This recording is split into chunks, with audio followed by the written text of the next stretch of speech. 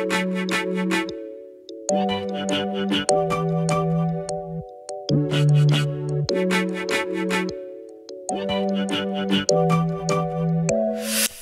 à tous et bienvenue sur cette nouvelle vidéo de la Plume de Poudlard. Aujourd'hui, on va vous présenter un livre parce qu'on fait une critique littéraire.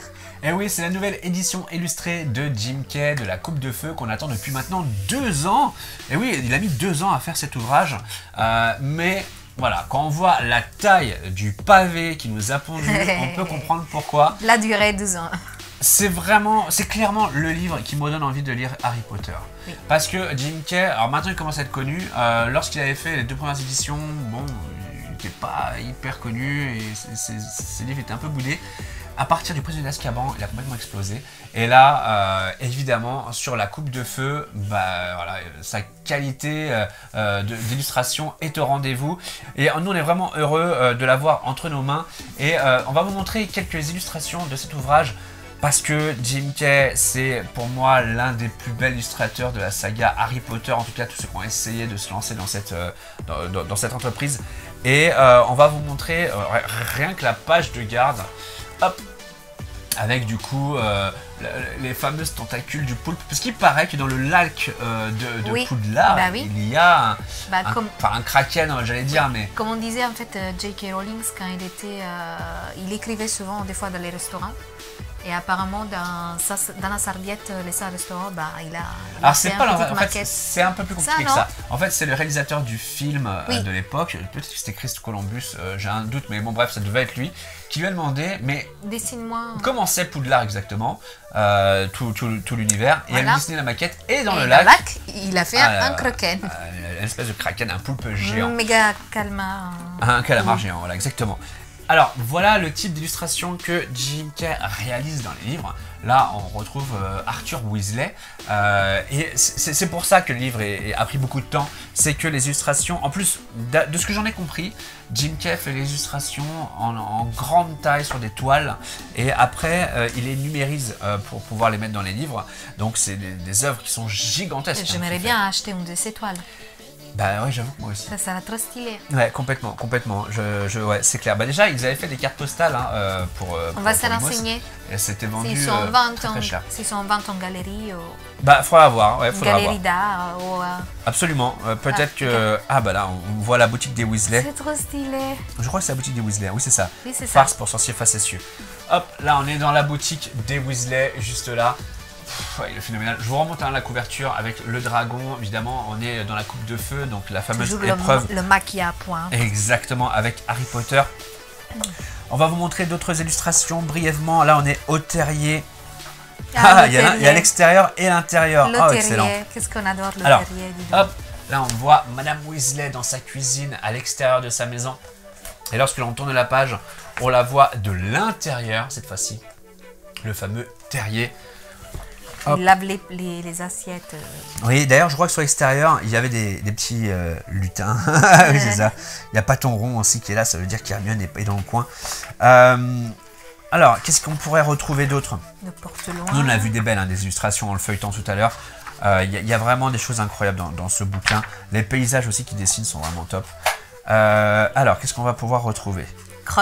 Krum. Alors, évidemment, Jim Kay va interpréter le livre à sa façon. Il ne va pas se laisser influencer par les films et par les personnages du film.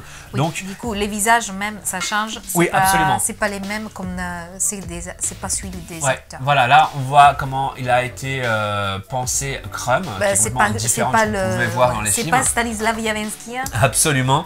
Et Dumbledore, pour le coup, est plutôt ressemblant.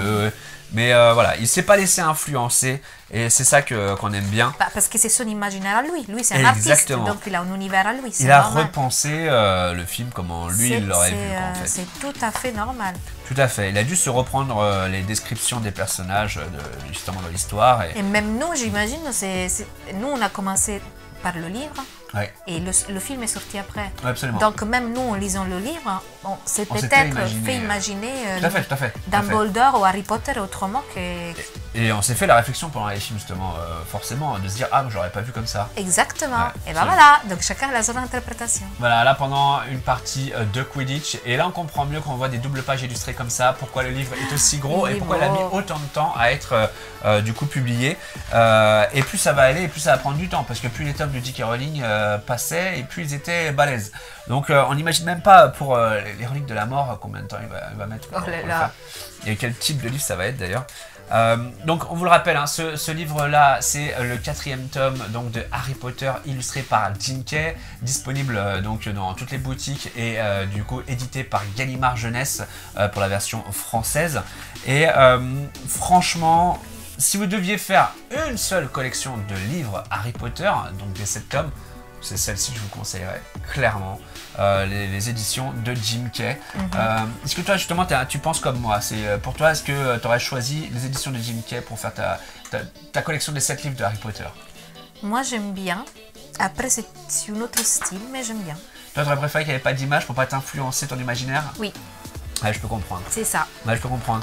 Moi ça me donne envie de relire. Moi j'étais quelqu'un qui est venu à la littérature par la BD. Et oui, toi, c'est tout à fait le schéma. Ouais, absolument. Donc du coup, retrouver des illustrations dans des livres, c'est quelque chose qui me plaît. Mais j'aime bien les illustrations.